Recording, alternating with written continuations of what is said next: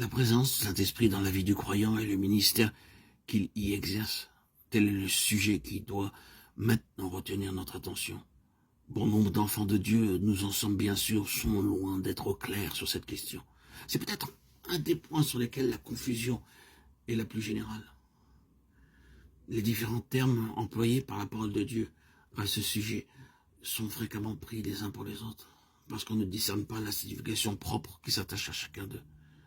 Le Nouveau Testament nous parle de croyants qui furent baptisés de l'Esprit. Ailleurs, il est dit « remplis de l'Esprit » ou « scellés par l'Esprit » ou encore « oints ». La distinction à faire entre ces différents termes n'est pas sans importance. Nous n'avons du reste pas l'intention de nous livrer ici à une étude, une méditation sur ces différentes significations. Non, non. Nous nous bornerons ici à signaler la chose. Peut-être qu'au cours de notre exposé, la lumière se fera d'elle-même sur certaines distinctions qui s'imposent.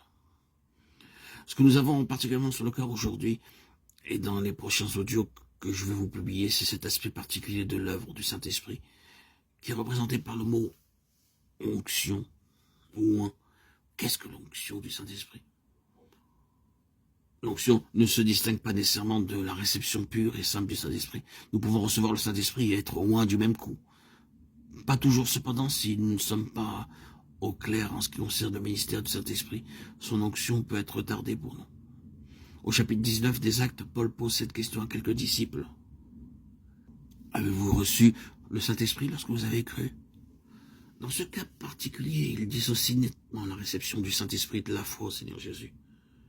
Or, le contexte montre clairement que sur cette question essentielle, les disciples interpellés n'étaient absolument pas éclairés. Ils sont dans l'ignorance la plus complète de l'existence même du Saint-Esprit. Si l'apôtre leur pose cette question, c'est qu'ils voient bien qu'il leur manque quelque chose d'essentiel. La plénitude de la vie en Christ est inséparable de la présence intérieure du Saint-Esprit. Et Paul le savait bien. C'est peut-être là un cas exceptionnel.